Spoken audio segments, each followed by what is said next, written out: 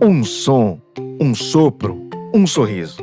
Funções que parecem simples, mas que dependem de uma orquestra de músculos e nervos trabalhando em perfeita harmonia. É quando essa sinfonia ela é extremamente habilidosa. E quando desafina? Bom, bem-vindos ao Cinésio Fono. Eu sou Carlos Charoni, no podcast Escuta o Fono, com o conselho da 9ª Região 10025. E hoje vamos unificar os conceitos e explorar como a cinesiologia, a ciência do movimento, atua como a principal ferramenta do fonoaudiólogo para reabilitar, desde a respiração até a fala mais complexa e também promover a estética facial funcional. A base de tudo é entender como o músculo trabalha. A cinesiologia nos ensina que podemos treiná-los de forma diferente, nós já vimos isso nos episódios anteriores.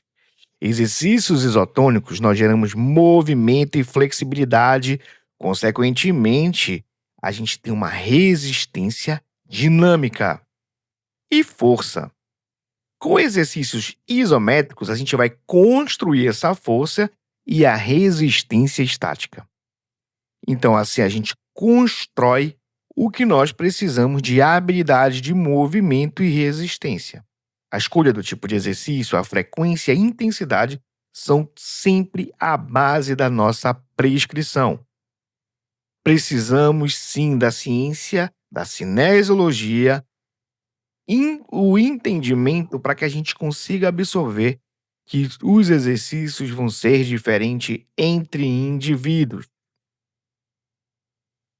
Pense na apneia do sono e no respirador oral, por exemplo.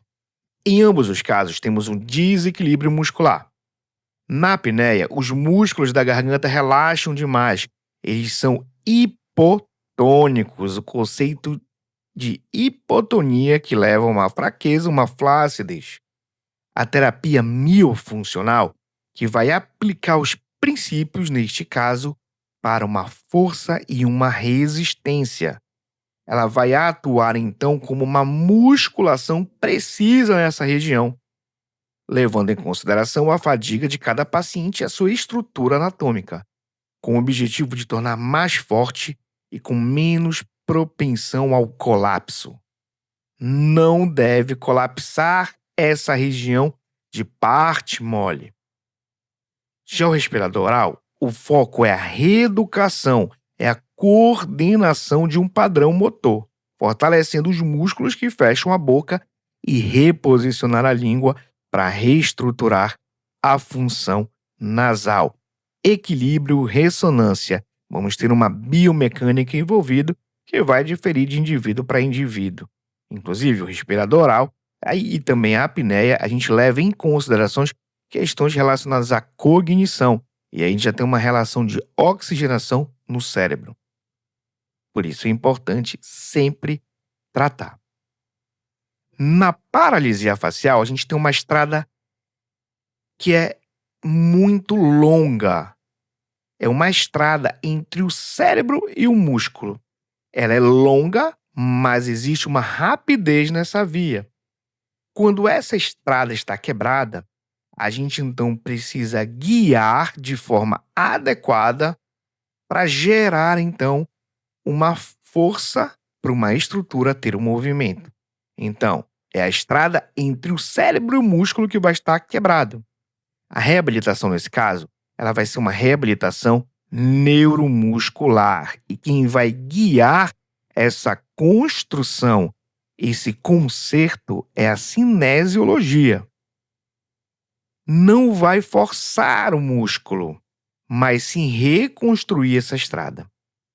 Como será feito? Através de técnicas de facilitação neuromuscular proprioceptiva, porque se é neuromuscular, eu tenho input sensorial, que é tátil e motor e coordenação dessa área também. E aí eu vou precisar, claro, de estímulos onde eu vou ter o visual, o tátil, para eu conseguir adaptar uma conexão neural e reeducar o movimento de forma precisa, evitando assim movimentos indesejados. é um trabalho de reconexão. Em doenças neurológicas como o Parkinson, a fala ela pode se tornar pequena, significa fraca. A terapia então vai focar em recalibrar a percepção. É como se eu fosse fazer um novo conceito para eu absorver, que o paciente precisa entender e absorver o seu padrão de esforço. Ele vai precisar recalibrar, é automatizar a sua percepção de esforço. O princípio é o seguinte: pensar alto.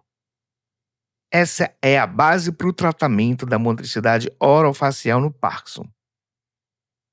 Eu aumento a intensidade e, por consequência, eu vou melhorar a clareza, melhorando a amplitude de movimento desses músculos. Inserido a isso, eu posso ter ataxias e apraxias. E aqui, qual é o grande problema? O problema é o planejamento, é a coordenação. A cinesiologia, então, vai ajudar a impor um ritmo e precisão. Se eu penso em ritmo, velocidade constante. Quem pode ajudar a gente? Exercício isocinético. Para quem não escutou os episódios anteriores, volta lá e escuta. Então, o ritmo e a precisão, ela vai estar quebrada. Então, a fala nas suas pequenas unidades, ela vai estar alterada. Por isso, o trabalho de repetição é importante para criar novos e mais eficientes programas motores. A base dessa repetição vai ser muito importante. E a consciência e a automatização e lembrar que eu preciso dessa percepção de esforço.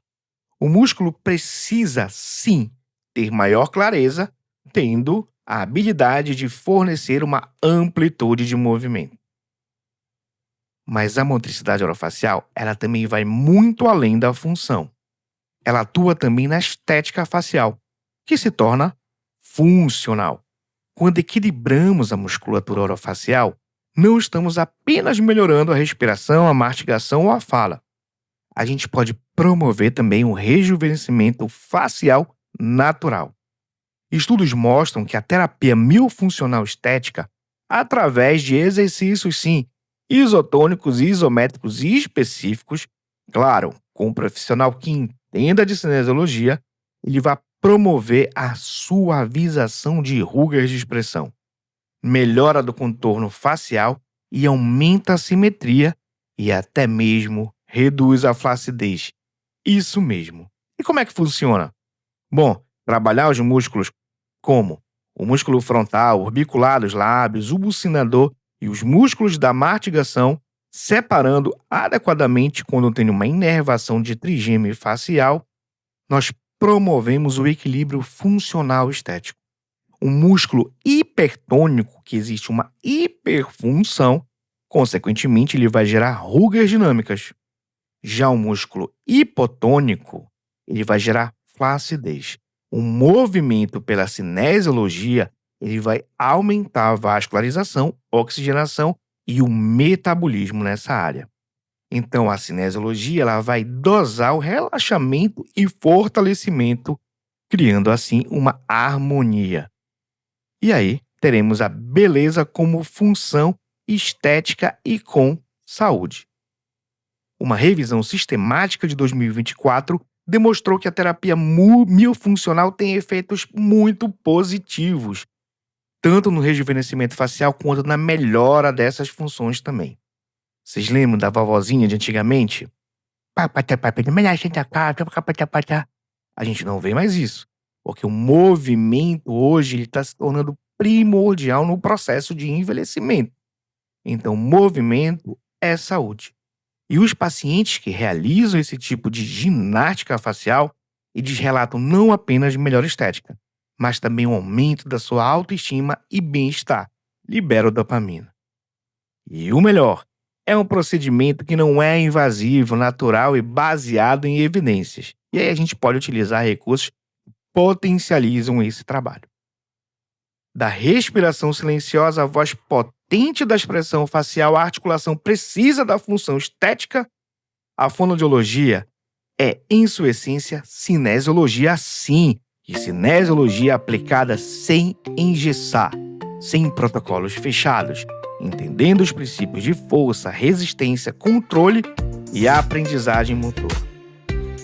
O fonoaudiólogo se torna um verdadeiro arquiteto do movimento, porque não tratamos apenas o sintoma, mas reequilibramos todo um sistema miofuncional.